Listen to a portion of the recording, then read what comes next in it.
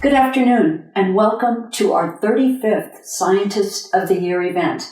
We are delighted that you could be with us and have a fabulous program planned for you. As you know, we have a major treat in store this year.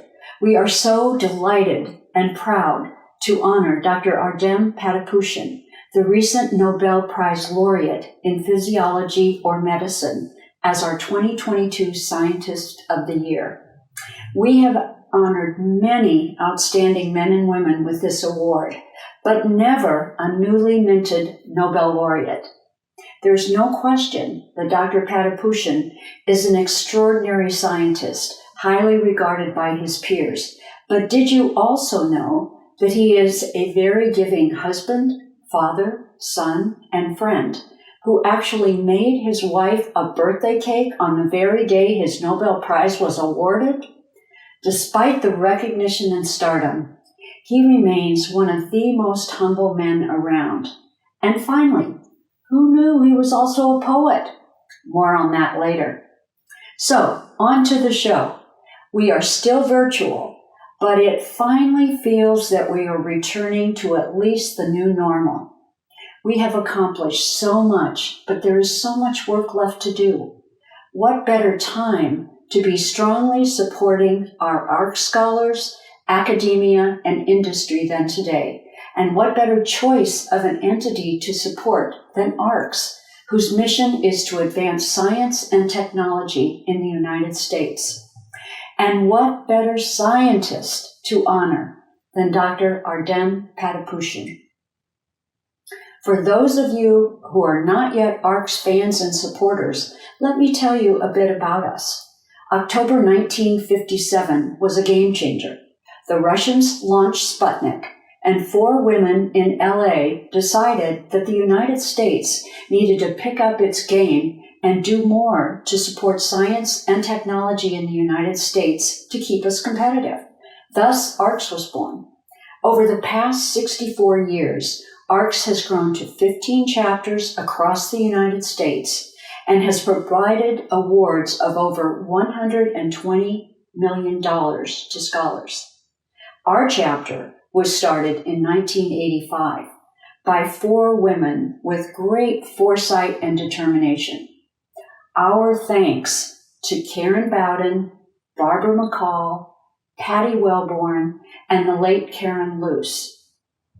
Over the past 37 years, we have raised over $11 million for our scholars. You may not know this, but 100% of your donations to ARCS goes directly to our scholars, unlike some organizations. So, every penny counts and your money truly matters. Before we turn to our scholars and science, I would like to thank our Scientist of the Year committee. The 8 of us worked long and hard, but we had lots of fun. And special thanks to Rob Healy, our project manager and producer, without whom we could not have come to you live today from sunny San Diego, one of the biotech and academic hubs of the country. Tonight, we have so much to celebrate. An esteemed Scientist of the Year, our amazing scholars, and scholar alumna, whom you will be hearing from during the evening.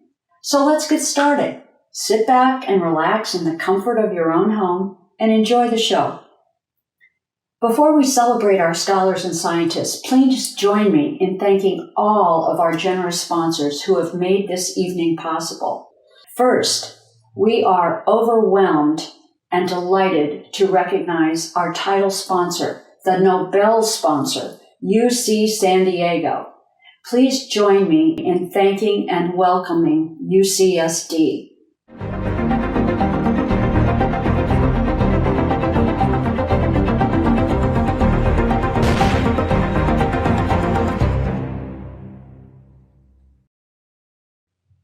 Without its generous support, we would not be here tonight.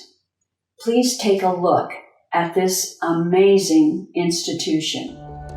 At UC San Diego, graduate students transform our region and find solutions that improve our lives on a daily basis. It's early morning at Scripps Institution of Oceanography, and one team, led by Mark Merrifield, is actively monitoring rising sea levels, trying to determine if San Diego County's susceptible flood zones might need to evacuate. The city of Imperial Beach is one of the most vulnerable in California. During periods of extreme high tides and winter swells, they can experience devastating floods. We study the causes of coastal flooding and work to improve flood prediction models and coastal observing systems. We provide local leaders with advanced warning of when water levels reach flood thresholds. Across campus, Mai Gwen and a team of researchers are fighting wildfire with data. We know that every fire starts out small, but can grow very quickly depending on the conditions. With the right data, together with the right tools and expertise, we have the opportunity to stay on the offensive. The Y-Fire team is using sensors, images, and advanced computing to forecast where wildfires are heading as they burn. We believe our efforts can enable real-time decision support to help mitigate disasters. Our graduate alumni are breaking down borders to accelerate positive change. Cecilia Aguian is influencing renewable energy standards across the Western Hemisphere. My role is to facilitate communication between the private and public sector in order to develop sustainable policies for renewable energy markets. We want to foster the policies that will help accelerate the decarbonization of our region and also boost the energy security for everyone. Pierre Slayman is combining technology and agriculture. Today, his company, Go Green, has become one of the largest organic hydroponic producers in the United States. Our vision is to reinvent the way food is produced with controlled environment farms across the country. This enables us to supply local and organic food while eliminating the need for major trucking, thereby reducing pollution, creating local jobs, and improving the quality of food. He also has a passion for educating the next generation. His company partnered with elementary schools in San Diego to build hydroponic greenhouse classrooms. Doctoral candidate Kevin Malone provides guidance and leadership to community college students. My goal has been to encourage my students to consider how understanding histories of race, class, gender, and inequality shape their own lives. Using regular household trash, visual arts graduate student Heej Kim is shedding light on the plight of our environment. One installation explores the diverse landscapes surrounding the Salton Sea. Through my research on waste and waste management, I want to bring into question what is knowable or unknowable and explore our American culture of hyper-consumption and its global socio-ecological impact. At the Institute for Network Medicine, Dr. Pradeepta Ghosh and her students are exploring new methods in drug development testing, which may help clinicians cure disease. Some of these studies require microbiology, virology, tissue engineering, stem cell biology. No one person can do all of that. We were able to ask questions and find answers to complex mysteries of the human body. By cultivating excitement and empowering her graduate student researchers to tackle big challenges, Dr. Ghosh believes she will continue to blaze new trails. UC San Diego's graduate students and graduate alumni make our region a better place to live. Their work touches our lives and leads the way to a brighter future for every one of us. See how you can join them in transforming our region. Learn more at grad.ucsd.edu/impact.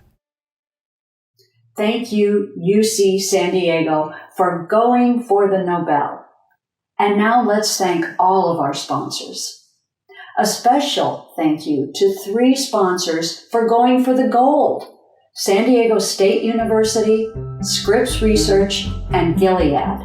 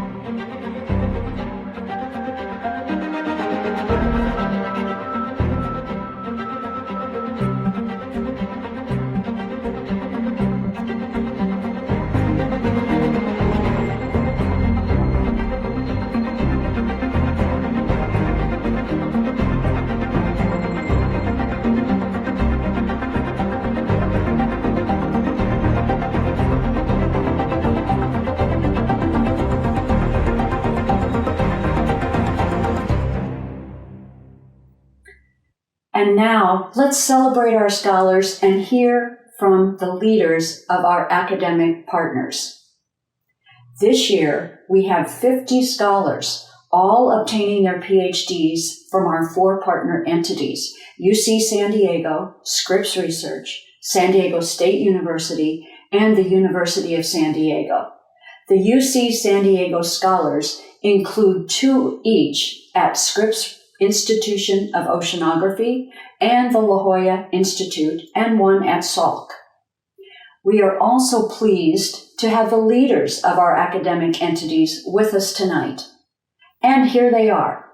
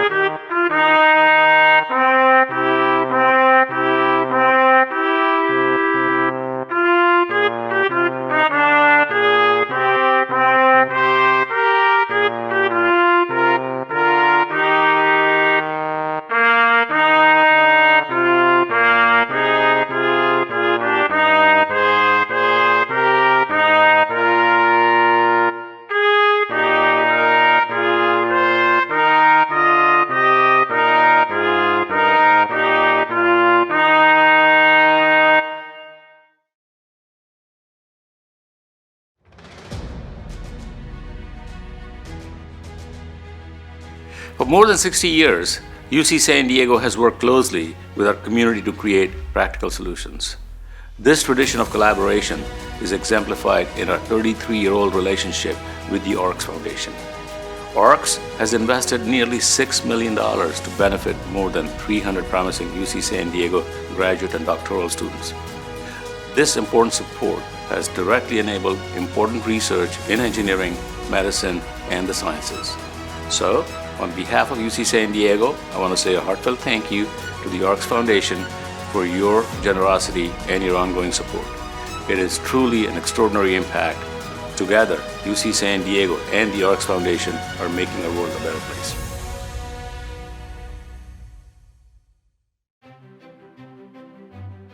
My research focuses on how we can use different techniques to make coral reefs more resistant to the impacts of climate change, as they are incredibly important for millions of people around the globe, both economically and culturally. I'm very grateful and honored for the opportunity to be an ARCS scholar and to network with other members, which will greatly aid me in completing my PhD with much less financial stress while continuing my work in outreach and mentorship of other Native Hawaiian students. Mahalo. I study sea spray that is produced when waves break in the ocean, and how particles from this spray impact our lung health and cloud formation in the atmosphere. The ARCS scholarship was a particularly encouraging note for me during challenging times, and I am honored to use the funding from this scholarship to advance critical research in basic science. Thank you.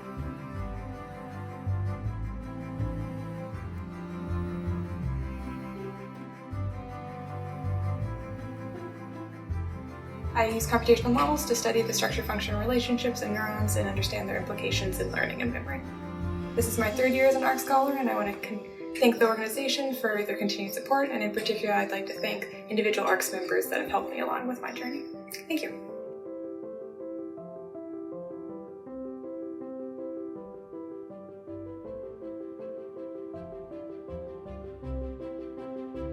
My lab is the lab of Dr. Nicola Allen at the Salk Institute, where I study the role of astrocytes in regulating synaptic plasticity. What I hope to accomplish with this project is to gain a better understanding of how neural circuits change as a result of experience. When I'm not in the lab, you can find me outside, hanging out with my dogs and my wife, going on hikes, camping trips, the beach, or anything that allows me to enjoy this beautiful San Diego weather. Thank you so much.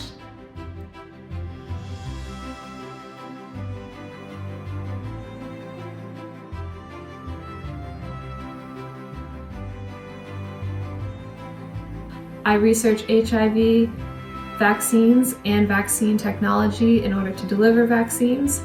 I also do a bit of research on SARS-CoV-2 human response to infection and to vaccination. It means a lot to have the ARCS funding because I love the work I do and I think it's very important to the health of humanity. And I hope to do it for quite a few years more before I even get my PhD. And so this funding has made it possible to really stay and do the work I love. And thank you for that. I hope I get to meet you all in person soon. My graduate research involves the study and design of next-generation lithium batteries to support a renewable energy future. The ARCS Award has been a tremendous honor and very helpful to me in my personal life as well. So thank you very much. My research mostly focuses around understanding the mathematics underlying machine learning, and I focus in particular on developing techniques for reliable prediction in scenarios without much annotated data. This is cases like computer-assisted medical diagnosis. My favorite part of the ARCS experience is definitely all of the inspiring research of my peers, and I can't wait to see what everybody does throughout the next few years. My research entails using acellular and cellular therapeutics to treat right ventricular heart failure, with the ultimate goal being to translate these therapeutics into the clinic. I'm a huge advocate for science communication, and I would like to thank the ARCS Foundation for providing me the financial support to continue this scientific outreach. Thank you. I'm a member of the Yo Lab, where I study scientific questions in the field of RNA biology. It has been an amazing experience to be a part of ARCS. In addition to the financial support, which has allowed me to pursue research along with other passions such as outreach initiatives, it's also introduced me to a wonderful community of scientists whom I may not have met otherwise. Thank you so much for the opportunity to be an ARCS scholar.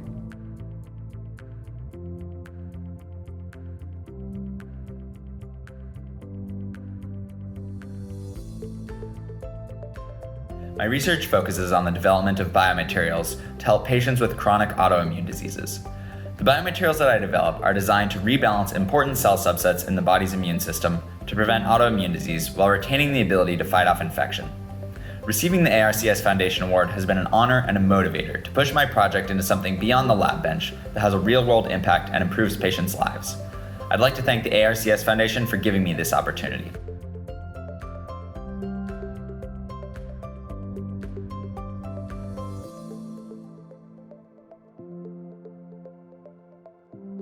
Robotic floats to study the physical mechanisms that control ocean carbon uptake and marine ecosystems. Determining these drivers is really necessary in order to improve climate models and predict the response of the ocean to climate change. So I'm motivated by pursuing research that's relevant to the challenges that are facing our planet. And so I'm honored to be recognized by an organization like ARCS that shares in those values. So thank you very much. The focus of my research is development of algorithmic and machine learning methods for deriving phylogenetic relationships between species, which is beneficial in multiple areas where knowing evolutionary relationships helps researchers to make informed predictions. The ARCS Foundation provided me the opportunity to meet new people through multiple seminars and events, acquire new skills, and develop ideas for potential new collaborations. This award is a very high honor, and I'm extremely grateful for the opportunity to become a part of this esteemed community of scientists. Thank you. I'm very grateful to the ARCS Foundation for its generous support of researchers like me who are passionate about pushing the limits of scientific exploration to better understand the world around us. I look forward to interacting with and learning from current and future members of the ARCS student community. Thank you.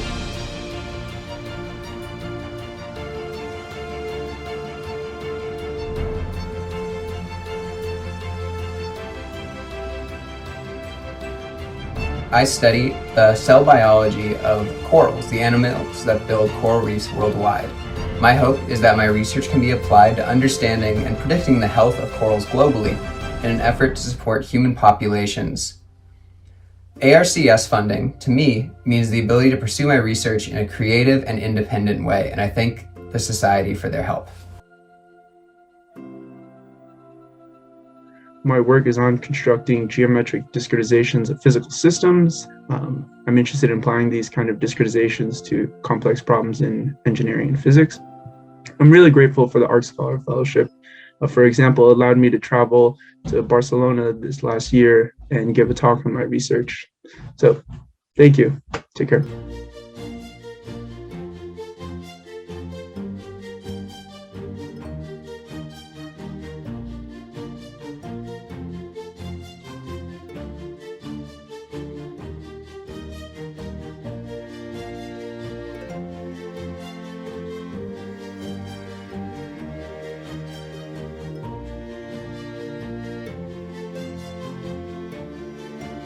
I'm working in the lab of Dr. Adam Engler to study cardiac fibrosis, which is largely governed by the immune system.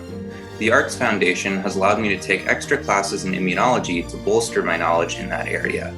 Because of this foundation, I'll be starting a postdoc in the fall in fungal immunology in the lab of Bruce Klein at UW-Madison. Thank you for your support, and I look forward to keeping in touch.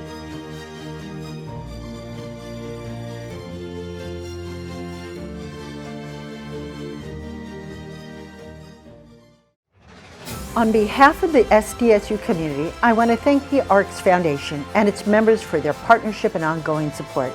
As I join SDSU as its 9th permanent president, my priority is to graduate impressive global citizens, compassionate leaders, and ethical innovators who will solve the world's greatest challenges. We could not develop the engineers and researchers of the future without the partnership of the ARCS Foundation. Thank you. Here in the Shikuma Lab. Here we study probiotic or beneficial bacteria, but for the ocean.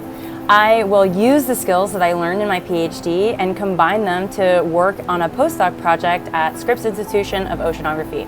I would like to thank the ARCS for your financial support, so much so that it has increased my salary by 25% and has actually enabled me to stay in academia.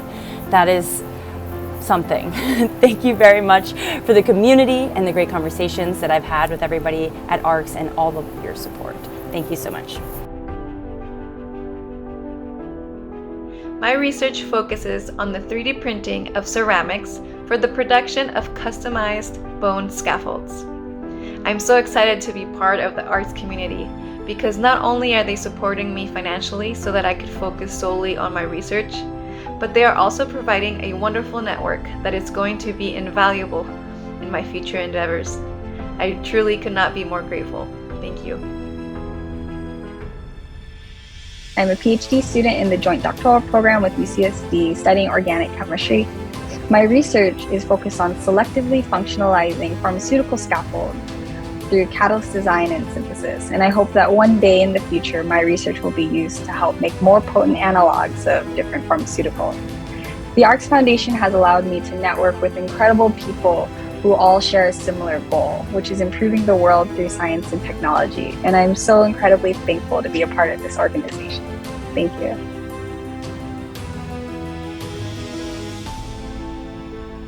I would like to extend a thank you to all donors to the ARCS program and others who support it. It's been a wonderful opportunity for me, not only to have financial support, but to have a wonderful community, such as being able to meet members through the Get to Know You program. So thank you again, and I look forward to continuing as part of this wonderful program.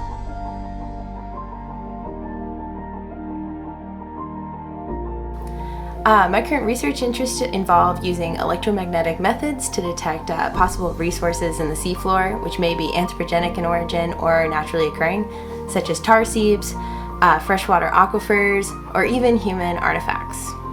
Being involved in this chapter, and more specifically, sharing in our interests and our research with each other has been incredibly rewarding. And these ARCS experiences have inspired me to want to continue to share in my research with others. So as such, I'm currently actually at sea, leading a course alongside 2 other PhD students to teach younger students about marine investigations and remote sensing techniques. So thanks so much for the inspiration and the support. I study bacteriophages, which are viruses that infect and kill bacteria, making them a promising therapeutic against life-threatening drug-resistant infections. Thank you to ARCS for supporting not only my research, but my training and my career goals, and for allowing me to network with senior scientists who inspire me every day. Thank you.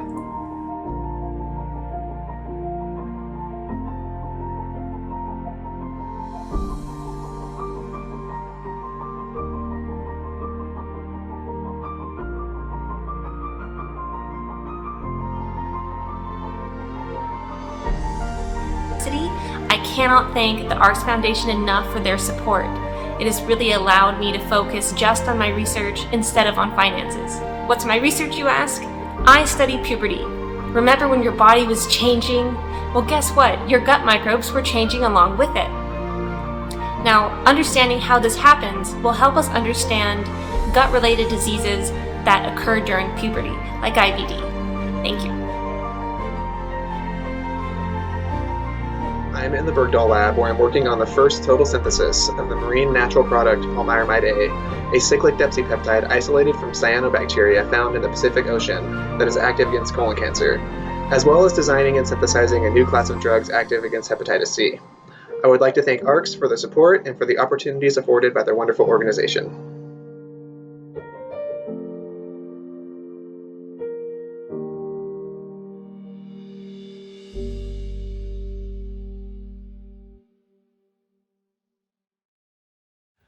I'm Pete Schultz. I'm President and CEO of Scripps Research. I just wanted to take this opportunity to thank the ARCS Foundation, and in particular the ARCS Foundation of San Diego, for all of the support you've given to young scientists across the country.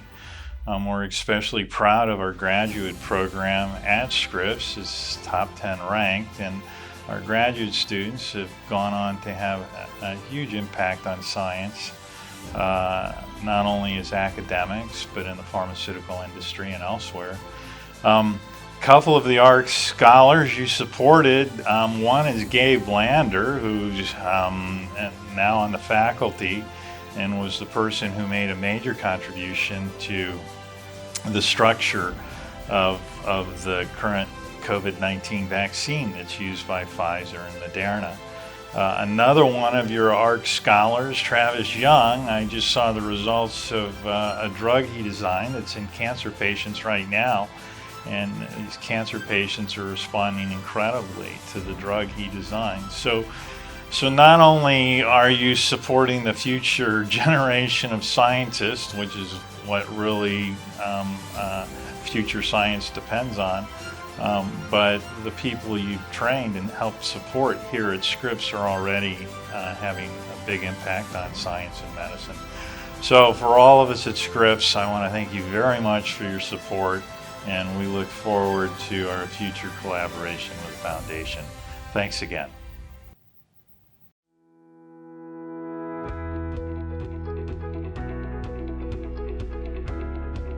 Working with Professor James Paulson. So my time as an ARCS scholar is spent in the lab researching sort of first-in-class immune therapies of cancer. And I want to especially thank the ARCS Foundation for your sponsorship, and I'm looking forward to meeting you in person one day. So until then, thanks again. Bye-bye. My project focuses on identifying ways to modulate regulatory T cells, both by increasing or decreasing them, which could be applicable in the case of autoimmune diseases or cancer. I would just like to take this time to thank the ARCS Foundation so much for their continued support. I could not be where I am with my research if it wasn't for them, so thank you so much. I'm an organic chemist, and I've been doing work in total synthesis of natural products with anti-cancer activity. After graduating this year, I hope to start a career in medicinal chemistry where I can use my chemistry abilities to develop new pharmaceutical agents. I really appreciate the support of the ARCS Foundation over the past couple years. It's been really encouraging, especially in the difficulties of COVID. My work seeks to address the lack of adequate preclinical models for Alzheimer's disease. We're developing innovative stem cell-derived brain organoid models to better reproduce the disease progression and enable us to test potential new drug therapies. Receiving the ARCS Foundation Award means being welcomed to a community of passionate and diverse individuals united by the desire to make a difference in the world, and I'm honored by your support. In the Angle Lab at Scripps Research, where I focus on the development of novel organometallic methodology using palladium catalysis, specifically through transient direct and group strategies. Being selected as an ARCS scholar encourages me both professionally and personally, and I hope that in the future I'm able to give back to help students just as the ARCS Foundation has done for me. Thank you.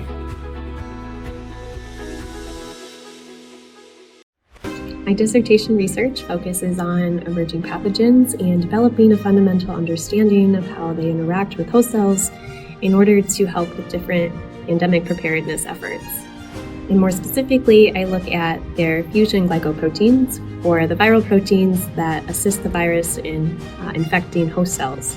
And I do this by using some really cool high-tech electron microscopy techniques.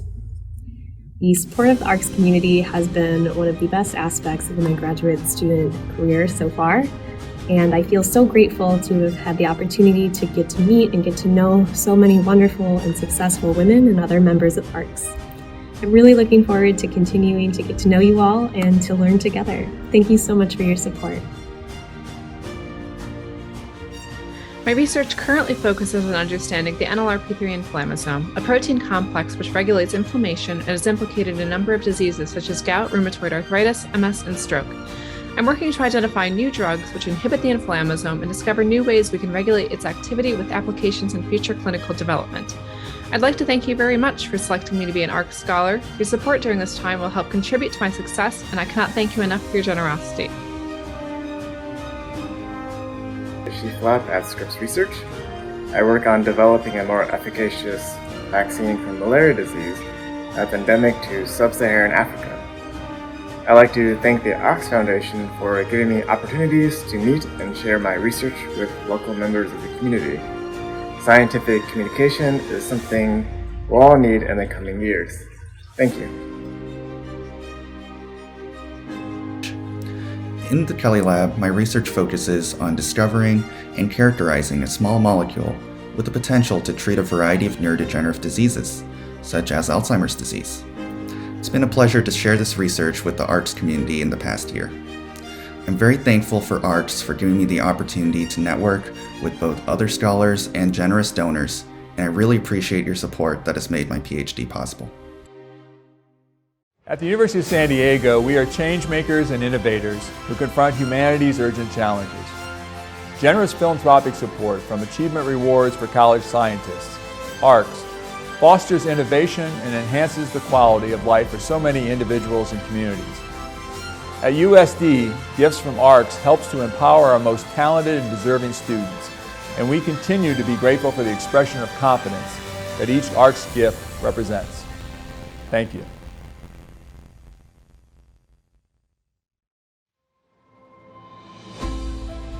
I am also an emergency and cardiology nurse practitioner at an underserved community. My dissertation is on the cardiology implications of emergency department COVID-19 patients in a rural healthcare environment. I am preparing, God willing, to present my findings in the next few months.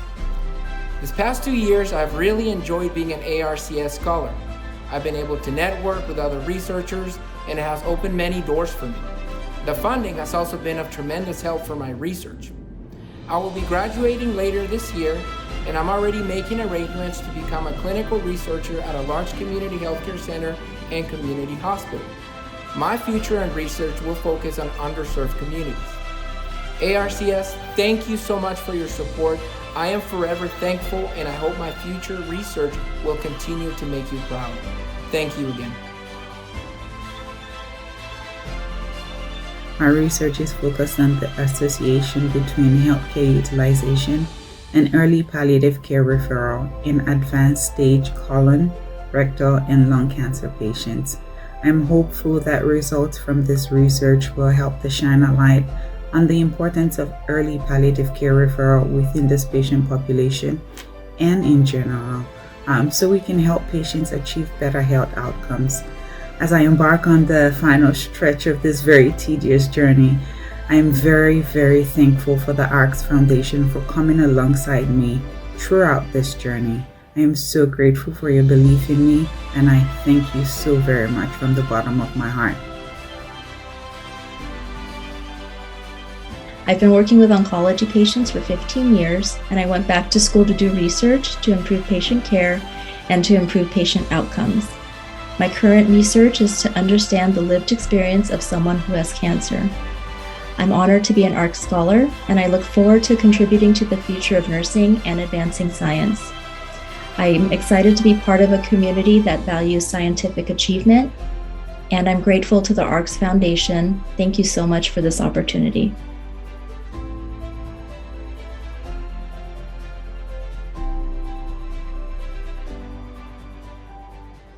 Thank you, scholars and academic leaders. What an impressive group of scholars and leaders you are. We are so proud to support these change makers and tomorrow's leaders. And we are so fortunate to live in San Diego, where our academic and biotech communities are powerhouses. We have seen how many of these entities have collaborated in record-breaking time to bring solutions to fight COVID and to continue to be at the forefront of science, technology, and medical discoveries.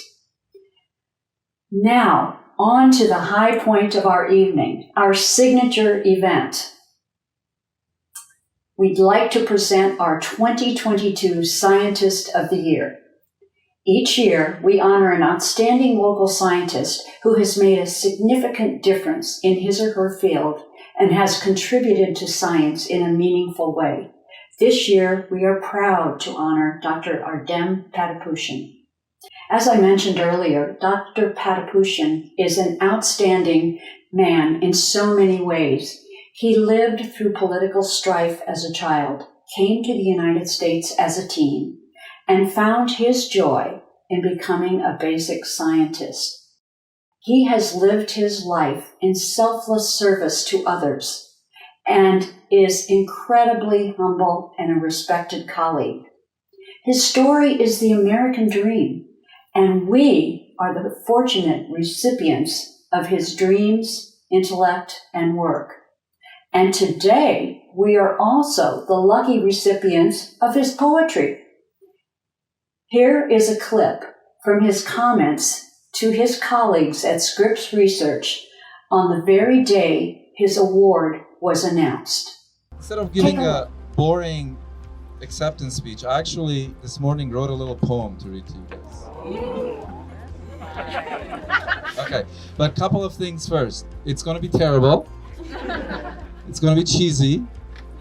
Okay, with all those excuses, here we go. I came to Scripps 21 years ago, invited by Pete Schultz, who is now my amigo. I love Scripps and I love San Diego.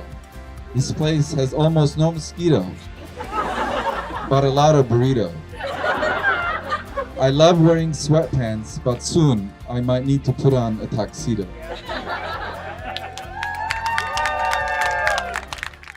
That was pretty impressive, Ardem. Now, here's a little ditty about you. He works in the areas of temperature and touch. True, we don't think about it much. He discovered piezos 1 and 2. These ion channels are remarkably new. We need proprioception for direction. We take it for granted. But without it, our feet wouldn't be planted. I don't know about you, Ardem, but I'm being told to keep my day job. And so, let's go on. Now, it is my pleasure to welcome Dr. Jamie Williamson, Executive Vice President of Research and Academic Affairs at Scripps Research, to introduce Dr. Patapoutian.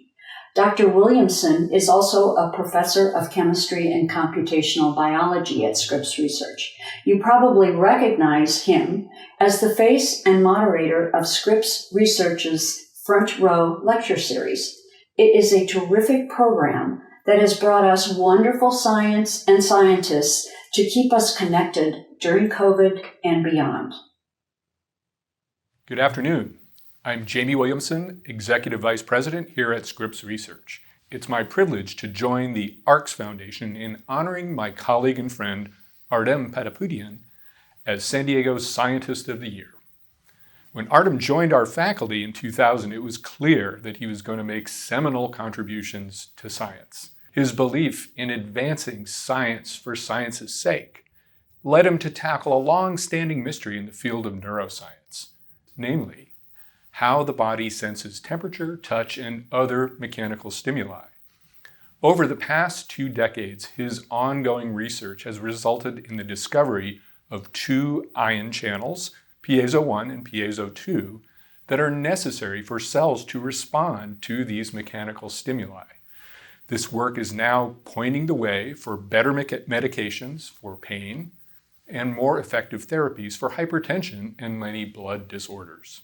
Last year, Ardem received the 2021 Nobel Prize in Physiology or Medicine for his research, further underscoring his incredible impact on the field. It was an exciting day last October when we learned of Ardem's recognition. And what I can share with you about that day is in the fog of the excitement, Ardem did not speak about himself. He spoke about his family, his heritage, his colleagues, his lab mates in a humble and heartfelt testimonial. Not only is Ardem an exceptional scientist, but he's an exceptional human being. Further, he's a superb colleague and a wonderful mentor to young scientists. Indeed, mentorship, in addition to scientific enterprise, is perhaps the most important activity that we undertake as faculty members. This recognition from the ARCS Foundation as Scientist of the Year holds special significance, as Ardem will be the first to tell you the importance of scientific education and about the teachers and mentors at UCLA and later at Caltech who guided him, challenged him, and encouraged him.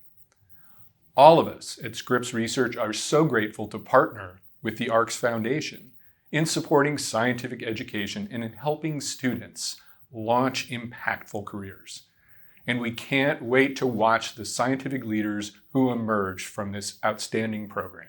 And with that, please join me in welcoming one of today's scientific leaders, Ardem Patapoutian, Nobel Laureate and San Diego Scientist of the Year. Thank you, Jamie, for that very kind introduction. It's such a huge pleasure and honor to be recognized in this manner. You know, ARCS Foundation does such an amazing job, especially here in San Diego. You know, when I first got the Nobel Prize, there were many invites, and Scripps was helping me to prioritize them, and I specifically remember Jamie told me, this is one of the more important ones. You can't say no to this. I wouldn't have anyways, but that just tells you how much Scripps Research values ARCS. And again, a pleasure to be here. So I accept this honor, not just by myself, but also the whole team that has helped me achieve the science that we do over the years. And this is a huge list of people that I thank myself. And this, on the left, you can see the current lab members. These are the students and postdocs who work with me to do the science that we do, and I'm very appreciative of that. There's also a couple of lists of alumni. These are people who used to be in my lab and now run their own laboratories around the world, as well as work in biotech companies and pharmaceutical industry. And on the right, you can see even a larger list of collaborators. So, you know, science is done in a very large group, and I feel very lucky that we've had collaborators here at UCSD, Scripps, GNF, as well as across the country and the world. And on the lower left, you'll see funding. Biomedical research is very expensive. It's important for society, and we're very, very grateful for all the funding agencies and the foundations such as ARCS that support research. But I didn't want to leave you with just a list of names of people to thank, and these are the wonderful trainees. This was actually from a lab reunion from 2018 that both current lab members and past members came together to talk about science and get to meet each other, and it was a great occasion. But I also want to leave you with this other image of shots within the lab, and I show this because, you know, science is fun, but at the same time it's very difficult, and it can be very frustrating. We work long hours. The frustrations come from either experiments not working or funding agencies not giving you the money that you need to do the research, or papers not getting accepted. So it's very important, and I remind this to all my trainees, to realize what a privilege it is to come into lab, do experiments, find out how our body works, and how we can find out about mechanisms of disease. So these photos of me and members in the lab just remind us of why we do science to begin with, which is to for the love of scientific discovery. And this kind of fun photos remind us of how important that is. Another image I wanted to share is, this is a world of a map with pins attached to every place that one of my trainees or lab members is born. So what I've loved about science from the beginning was how international and how it embraced internationalism. So you could see, this is where my mouse points, where I was born. I was born in Lebanon, Armenian origin, and I immigrated to the United States when I was 18, fleeing war-torn Lebanon. And I didn't even know that science as a career was a possibility. So I feel very lucky to have found this calling and to work with people born all over the world to come to the United States. Many of them, like me, become US citizens and contribute to the scientific effort in the United States. I also wanted to thank mentors, which are very important, who teach us how to do science and run labs. And for me, it was these 4 individuals that have made a big impact.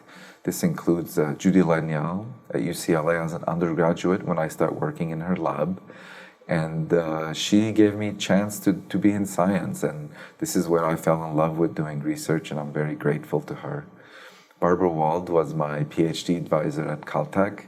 And you know, as a PhD student, this is when you learn to do science and you understand how all of this works, and you start getting a bit more sophisticated in what experiments to do, how to analyze data.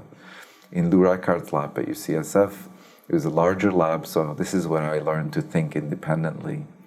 And finally, Pete Schultz, who hired me to come to San Diego 22 years ago. I owe him a lot, not just for being my mentor and my boss, but also to help me think outside the box, which is a very important feature to do great science, I think. Family is also very important, and this slide helps me remember all the elements of the importance of family on the morning that I heard from the Nobel Committee that I received the 2021 prize in physiology and medicine. It's actually an interesting story. So you don't know this in advance, and in the morning of October 4, you get a phone call at 2 a.m. My phone was on Do Not Disturb, so I didn't get the phone call. They somehow reached my 94-year-old father who lives in Los Angeles, and he was able to tell me the news in a way. So what a special feeling to hear it from your father, 94-year-old, that you've won the prize. Nancy Hong, my wonderful wife, immediately woke up my son as well and took this incredible photo of, we're on the laptop just seeing the official announcement. And for my son to be touching me in that way, and I studied touch research, so it's a perfect photo. Finally, to bring closing the circle on family is important, as October 4 was also my wife's birthday, and I'd started baking a cake the night before, and I got to finish it and still celebrated her birthday, so very special day indeed. So after thanking all these people, I also wanted to tell you a little bit about the science that we do very quickly. So our sense of touch, which is what we study, is really phenomenal. Humans can distinguish mechanical forces in their fingertips that are in the nanoscale. So for example, it is known that we can distinguish indentations by our fingertips that are 500th the diameter of a human hair cell. That's quite phenomenal. In addition, this affective touch, we rely on it for our emotional health, a hug from a loved one, for example. And for the related sense of proprioception, a sense that most of us don't even know, but is absolutely required for our well-being, is pretty much knowing where your limbs are in space without looking at them. So from how much your muscles are stretched, you know exactly where your fingertips are in space, so I can close my eyes and touch my nose. Or as these great musicians are showing, you can play musical instruments without looking at it. So without this sense, you can hardly walk or stand up. And yet, as I said, we take it for granted. Most of us don't know about it. Partly because you can't completely shut it off. And we'll talk more about this coming up. But I think perhaps the most powerful image that I know of for the importance of touch is this one. So this little boy has come to the White House and tells President Obama that his friends tell him that his hair looks like the president's. Barack Obama just bends down and says, "Why don't you touch it?" And of course, we're not just talking about sensing the texture of his hair, but that intimate, affective nature of touch. So many people say seeing is believing, and President Obama knows very well that touching is believing as well. So despite all these aspects of touch, we don't know how this whole signaling gets initiated. So when you feel a light breeze or a cactus pricking your finger, we know that at the tips of your fingertips, at the tips of your finger, you have nerve endings that express this very specialized sensor we call an ion channel, very fast signaling molecule that is directly activated by pressure or temperature in some cases. But their identity had remained unknown for a very long time. And so this is what my lab was interested in, and this is what we found. Just to give you an idea of the scale of this, so a grain of rice is 500 times bigger than an average cell. And this is what a cell looks like. And this ion channel will be sitting at a very small dot that you would not see at this scale in the cell. So it's approximately less than a nanometer in length, which is 100,000 times smaller than a cell. So there are these tiny sensors that sense pressure. Why should we be interested in them? For a basic science question, how you sense temperature, mechanical force is, your fifth sense, and we think it's very important to understand how you do this at the molecular level. So this is a basic understanding of our senses.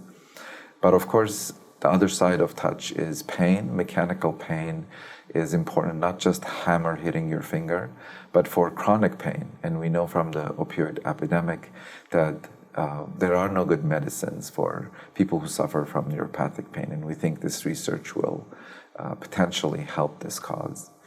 But also, one of the great things about science is that you pursue one thing and the applications can come from very different directions. For example, as I'll mention later, some of our research has helped understand better how we sense blood pressure and many other systems that we did not initially anticipate. So how do we even look at these tiny, tiny sensors? So we can actually electrically record from cells. So we can see electrical differences because of ion channel openings. And the way we stimulate the cell mechanically is come with a glass probe and just simply push on the cell. So this video demonstrates what this looks like. So this is a cell, you're electrically recording from it, and with this pipette, you're coming and just simply touching the cell. And if this cell has a mechanically activated channel, this opening of the channel electrically, we can record it. So I won't have time to tell you how we did this, but Bertrand Coste in the lab did a screen in his cells and found these very elusive ion channels that we've been looking for, and we call them piezo 1 and piezo 2. And what I will do in the next few slides is tell you what they look like and what they do. So we have, together with Andrew Ward at Scripps, have found the structure of these ion channels, and they're fascinating. So they're trimers, very large ion channels. They sit in a plasma membrane. You can see this in blue. These are the lipid layer that covers the cell. And the proteins kind of make a hole and sit in there. We have very large arms. And when the membrane is stretched, these arms get extended, which opens the pore, and you get activation of the cell. And so, but what was really important for us is, after finding this ion channel, is to go into animal models or clinical trials, clinical data, and figure out what mutations in these ion channels what's the consequence for them. And we've done lots of work on animal models that I won't show you, but our collaborator, Alex Chesler and Karsten Bannemann, actually identified humans who are deficient in their gene piezo2. So piezo2 is the one that's expressed in sensory neurons that are responsible for touch and proprioception and some forms of pain. So in this video, you will see this individual who is deficient of piezo2. She's blindfolded and asked to walk in a straight line. So this is a test for proprioception. This is something that you and I can do very easily, but as you'll see, she'll have a very hard time doing this task. So she is harnessed so that she doesn't fall, and again, simply asked to walk in a straight line. So you and I will do this very easily, but notice how much difficulty she has doing. So she does not have that sense of where her limbs are in space, and without a visual compensation, very difficult for her even to stand up. So over the years, my lab and many collaborators, including Alan Lumpkin lab, Liberles lab, Chesler lab, have found that piezos are really important for many aspects of somatosensation, what we call, which is touch sensation, proprioception, a specific form of pain called tactile allodynia, which is when touch becomes painful. And this is an important aspect of patients suffering from neuropathic pain. So this gives us hope that this discovery could be translated to help people in the clinic. But it also, over the last few years, we found that these mechanosensors are also important for many aspects of internal body sensing. Some of them we're not even aware of. For example, we can sense how much our lung stretches and control breathing. You have an internal neuronal mechanism of sensing your blood pressure and regulating this to make sure that it stays constant. And these are done by specialized neurons called baroreceptors. And we've shown that they depend on piezo 1 and 2 for their function. Some of those internal body sensations you're very aware of. So for example, for urination, when your bladder is full, you know it, which tells you need to go to the restroom. We've studied this, and we have some very interesting clinical applications here too. But in the humans without piezo2, we know that they do not have this sensation. And so they schedule themselves to go to the restroom twice a day to avoid accidents. And just want to give you the idea that this whole field is not solved. Science is a process that keeps going, and we're very excited to look at new areas of what we call interoception. And one of them is this idea of satiety, fullness. So when you eat a big meal, you feel very full. This is a sense of mechanical sounding, right?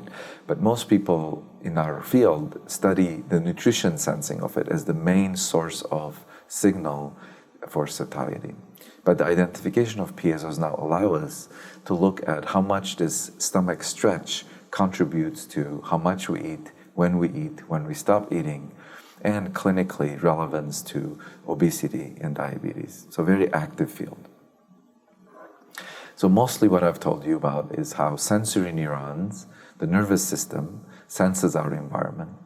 But piezos have also taught us now that many other cell types that sense pressure, whether it's blood cells, muscle cells, red blood cells, and immune cells, all experience mechanical forces.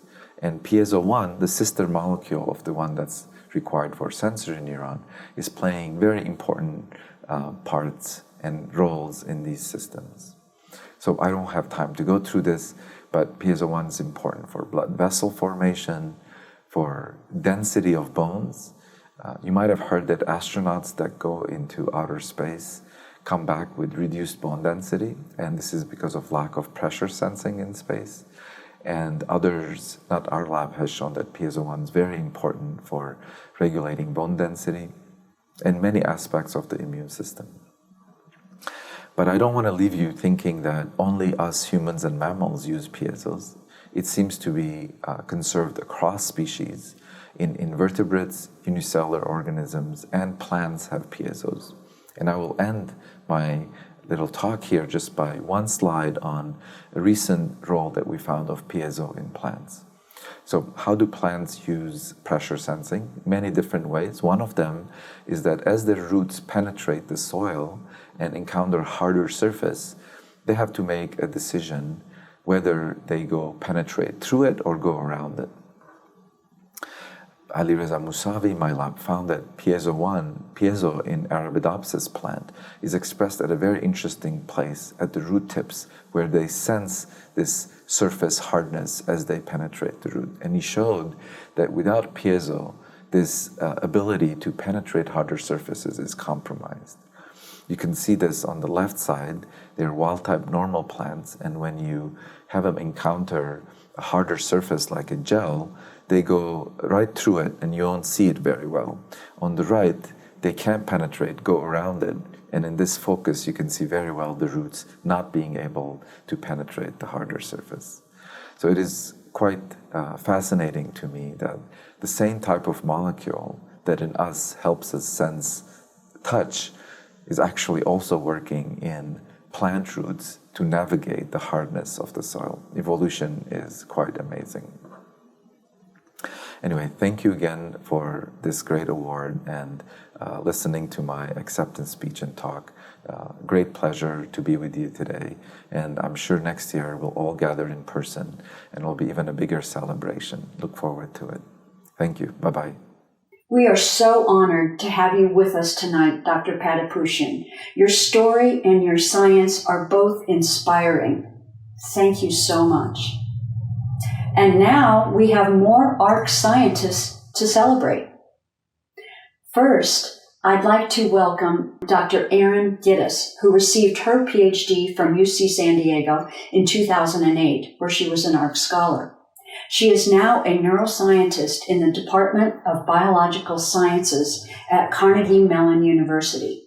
Her research focuses on neural circuits in the basal ganglia, a multifunctional brain region that plays a role in the regulation of movement, learning, motivation, and reward. Previously, she worked as a postdoctoral fellow at the Gladstone Institute of Neurological Disease in San Francisco. Welcome, Dr. Giddis. Hi, my name is Erin Giddis, and I'm a professor of neuroscience at Carnegie Mellon University in the Neuroscience Institute in the Department of Biological Sciences. I'm grateful for the fellowship that I received from the ARCS Foundation in 2007 and 2008 when I was a graduate student at UCSD. Through the support of this award, I was able to complete my thesis work, studying the biophysics of neurons that help us maintain balance and keep the world in focus when we move our eyes. That work laid the foundation for the work I do now in my own lab, using basic principles of how neurons communicate to develop better treatment for Parkinson's disease. After graduating from UCSD, I did my postdoc at UCSF in the Gladstone Institute. I wanted to bring the knowledge that I'd learned as a graduate student about channel biophysics to the study of neural circuits in the basal ganglia, a brain system important for movement and a seeming epicenter for diseases like Parkinson's disease, Huntington's, Tourette's syndrome, and dystonia. As a postdoc, I studied how neural circuits respond to the loss of dopamine, which models Parkinson's disease in the lab, and I identified new cellular mechanisms that contribute to motor dysfunction. In 2012, I started my own lab at Carnegie Mellon and continued to study the basal ganglia, specifically a region called the globus pallidus. Fun fact, one of the first papers published from my lab included work that was done in collaboration with a grad student who was currently supported by an ARCS fellowship, granted through the Pittsburgh chapter. A big break for the lab came when we discovered specific subpopulations of neurons in the globus pallidus that were able to induce a long-lasting therapeutic effect in a mouse model of Parkinson's disease. We found that when we used optogenetics, which is a technique that modulates neural activity in a cell type specific manner, when we were able to excite one subset of GPE neurons and inhibit another subset of GPE neurons, this induced a therapeutic effect that extended well beyond that of existing treatments. We were excited by this discovery and felt that it had a lot of translational potential, but the challenge was figuring out how to translate what we had done with optogenetics in the lab to a treatment that could be applied for patients in the clinic. So optogenetics is a great research tool, but it's not widely used in patients. But here's where I thought I could put my skills as a basic scientist into practice. So I know a lot about what makes neurons active and the biological constraints on that neural activity. So maybe I could take an existing treatment like deep brain stimulation, which uses electrical stimulation that's non-specific and is used to excite kind of large swaths of brain tissue. Maybe I could figure out a way to tweak that stimulation, which would make it more cell type specific. And I'm happy to say that we were able to achieve just that. So we found that using short bursts of stimulation instead of prolonged stimulation that's used clinically allowed us to amplify some of the synaptic differences between these different classes of palatal neurons and allowed us to effectively excite one population of cells while inhibiting the other. So exactly the same effect that we had achieved previously with optogenetics. Really excitingly, when we tested this circuit-inspired DBS protocol in mice, we found that we were able to produce longer therapeutic effects, extending about 4 to 5 times beyond that which we got using conventional stimulation. So where we're at now with this is that we're collaborating with neurosurgeons who are going to try our stimulation patterns in patients. There's relatively low risk because the pattern of stimulation that we recommend already falls within the guidelines approved by the FDA. So hopefully the next few years, we'll see this translate into a new widely applicable therapy that will significantly improve the quality of life for patients living with Parkinson's disease. This work shows the importance of supporting basic research, which is a core mission of the ARCS Foundation. One of the things I'm most proud of as the head of a lab is the ability to train the next generation of scientists. And one of my jobs as part of the admissions committee is to help identify talented PhD students who would benefit from the ARCS Fellowship. The work of this foundation, especially providing awards to young scientists at the beginning stages of their career, truly makes a difference in fostering the next generation of leaders in STEM. Thank you for your support. Aaron, your work in Parkinson's disease and basal ganglia research is so interesting and important. You mentioned the importance of collaboration in science, and we are gratified that you and other scientists are embracing collaboration and interdisciplinary work. We are also impressed with your ongoing mentoring and selection efforts with ARCS scholars. That too is important. Next, I'm pleased to introduce Dr. Julia Nussbacher. Julia is an RNA biochemist involved in bioinformatics. She earned her doctorate in biomedical science from the UCSD School of Medicine in 2015 through 2017, where she was an ARCS scholar. She is a scientist at Locanabio, where she manages all next-generation sequencing and analysis, as well as the laboratory information management system for all research and development. Dr. Nussbacher has extensive experience in RNA biology and a broad range of experience in the biotech industry. Welcome, Dr. Nussbacher. Hello, ARCS scholars, supporters, and friends. My name is Julia Nussbacher. I was an ARCS scholar at the UC San Diego School of Medicine from 2015 to 2017. And currently I am a bioinformatician at Locana Bio, where we develop RNA targeting CRISPR therapeutics for neurodegenerative, neuromuscular, and retinal diseases. Today, I have the honor of speaking to you about my journey as a scientist and science communicator, and how the ARCS scholarship enabled me not only to achieve success in the lab, but also outside of the lab by supporting and encouraging my love for making science accessible to everyone. My interest in science really began in large part thanks to my dad, whose love language was sharing his passion for all things nerdy. Whether it was bringing home Nova videos about famous women in science, back when VHS was a thing, or taking me to any one of the many science museums throughout California. Ultimately, I came to share not just his love of science, but also his eagerness to share it with others. My own 20-year career as a scientist and science communicator started with volunteering at the Tech Museum in San Jose. And it continued through my bachelor's and into graduate school through work with the Salk Mobile Science Lab and the Reuben H. Fleet in Balboa Park. Even as a postdoc and now an industry scientist, I'm extremely fortunate to continue doing outreach with the fleet through programs like Two Scientists Walk Into a Bar and some of their many summer camps for young girls interested in STEM. ARCS played two very critical roles in my graduate career. The first was direct financial support, and while many find basic research to be far less fashionable and therefore less fundable than the billion-dollar biotech and pharma industries, ARCS instead emphasizes the importance of basic research, which, as we now all know, COVID-19 has brought back into the spotlight as the entire world has watched scientists study the SARS-CoV-2 virus in real time. Both my career and now even pandemic life have taught me to appreciate the value of good science communication. What is the value of expert knowledge, say, of viruses, vaccines, or infectious disease prevention if one cannot make that knowledge accessible to both the scientific community as well as the general public? This brings me to the second way ARCS shaped my graduate career.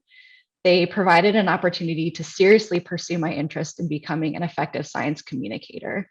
Not only was I permitted, I was encouraged to use my ARCS scholarship towards a non-academic activity. Because of ARCS, I had the chance to develop my SciComm skills in a way most graduate students don't. With ARCS funding, I was able to attend several workshops and conferences dedicated to science communication, and this included 3 days of SciComm camp, which was not only a ton of fun, but also an incredible chance to meet and learn from other like-minded SciCommers and some SciComm idols from all platforms, scientific disciplines, and worldviews. What I've learned from my work, my outreach, and how the public has reacted to COVID is that science literacy, and by association, science communication, is not only valuable, but absolutely essential. I've learned that communication is about understanding and empathizing with your audience. For example, when I want to teach kids at the Fleet about genetic disease, I don't talk to them about SNPs. I instead invite them to imagine that a gene is like a recipe for chocolate chip cookies and ask them what kind of cookie we would make if we replaced the words chocolate chip with, say, raisin. ARCS believed in me and my desire to pursue both a career in science from the bench and to improve how we as scientists talk about our work with those who may ultimately benefit from it. And with that, thank you to ARCS for your support and the opportunity to highlight my story. And to all of you early career scientists out there, please remember that you can advance science both by doing it well and also by sharing it well. And with that, may your p-values be low and your reviewers kind. Thank you.